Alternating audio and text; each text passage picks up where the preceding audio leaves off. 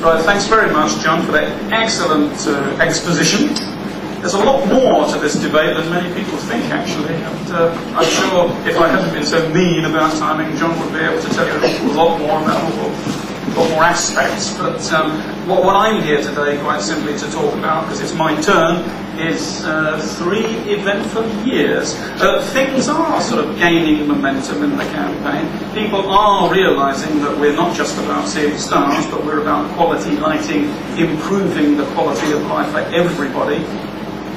The IDA had a marvellous slogan years ago, and we all use it, and we keep on using it, quite simply: with good lighting, everybody wins.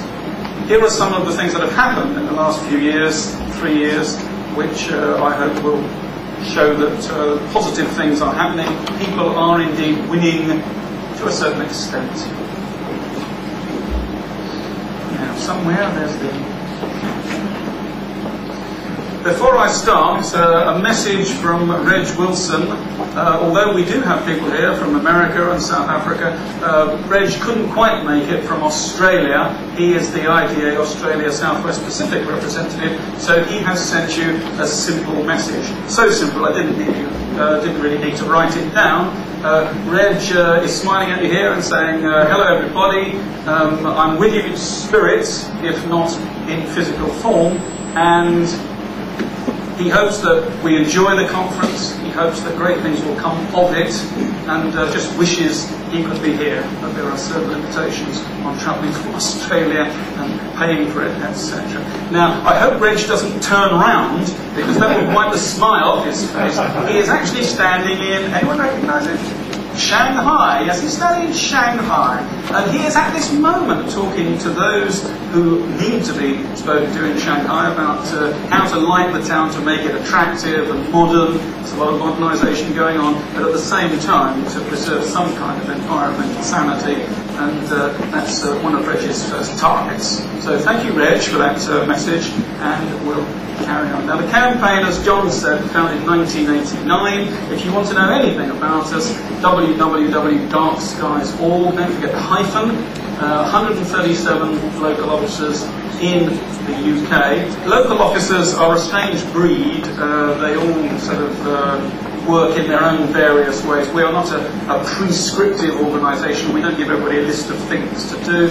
As long as they are sort of legal, decent and honest, and don't go out throwing bricks at lights, we are quite happy for them to follow their own paths. As you can see, there are some good lights, there are some bad lights.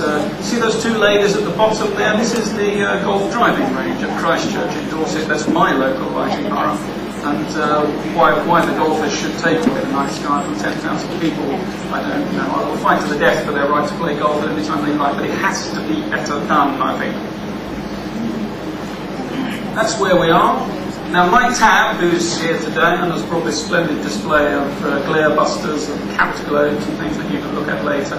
I think it is, anyway. It could be a Dalek waiting to grab us, but it's a display of light. He has made this splendid poster on the left here. It says it all, really, doesn't it, for the astronomers among us: the Milky Way, the wrong way. And our aim with the IDA and other similar organisations is to promote star quality lighting. I don't need to say to anybody here, but I'm going to say it anyway, that we're not about switching off anybody's lights if they are necessary and useful lights. Things that people have lost over the years is, for example, the zodiacal light. I have seen this from darkest Dorset. I live over near Portsmouth.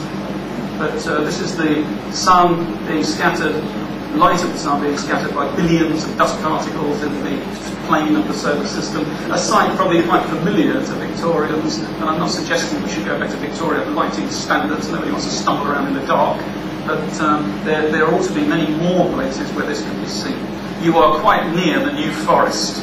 Some of you know it well, some of you have travelled a long way and you don't know it at all. The New Forest is our latest national park, and as John mentioned, national parks do have fairly stringent recommendations from the ILE, for example, the Institution of Lighting Engineers, about the amount of light that should go upwards, and of course it's zero in a national park. But there's no chance of seeing the stars properly in the New Forest, for the simple reason that it's surrounded by two huge metropolises, if that's the plural. There's Southampton and Portsmouth, and also Fawley Oil Refinery, which has done its best to take away the stars from the bogies in the New Forest and the people who go there.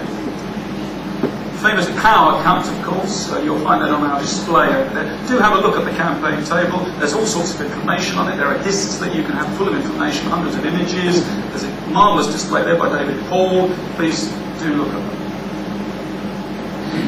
We offer good lighting awards for best practice. There's Mike there, with a lamp going up his head, offering good lighting awards to Bath City Councillors and the University of Bath for their star quality, world-class lighting scheme.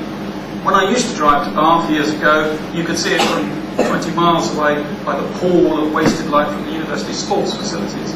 Now, I go there because my daughter's boyfriend is studying there, and I take her there sometimes to see him, and the lighting is fantastic. It's all very well directed. It is going where it is needed. It is star quality, world-class lighting. Our late lamented Officer Joy Griffiths, who sadly departed this life some months ago, she was instrumental in getting these rather splendid ammonites put up at Lyme Regis, which is where they found the fossils a long time ago, and they're very fit for their purpose. Not only that, but they do prove that lighting can be very decorative and elegant indeed. We suggested after Joy died that perhaps there should be an award for meritorious sort of work in the light pollution field among the sections of the British Astronomical Association. And I'm pleased to announce that only yesterday I had an email from an email from Richard Miles, the president of the BAA, who I think is here. Are you there, Richard? Yeah, there he is. And there is now officially a Joy Griffiths Award, which we can talk about among ourselves a little later. So, in memory of a very fine lady. Good lighting doesn't have to be high-tech.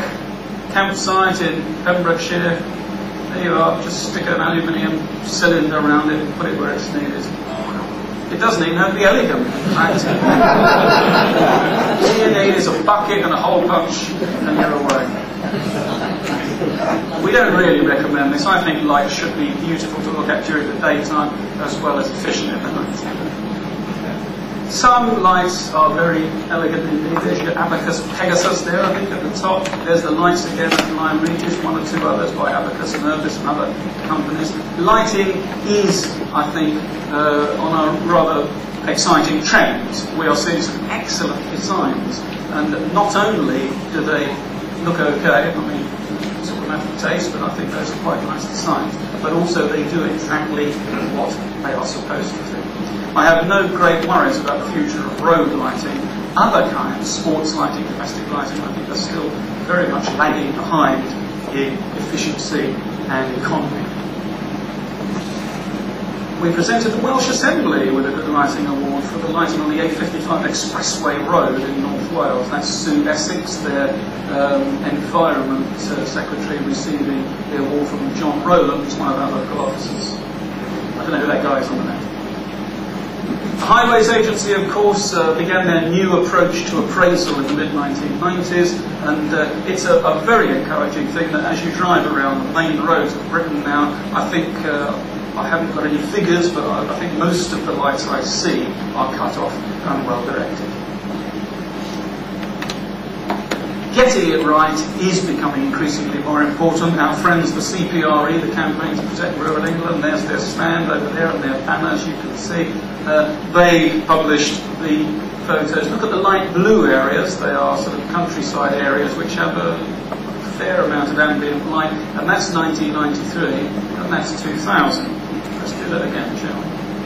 It is an increasing problem. I don't think there's been any sort of jiggery-pokery, any fiddling with the images here. It does represent a true increase in just 7 years of ambient light in places where you wouldn't expect it to be brightly lit.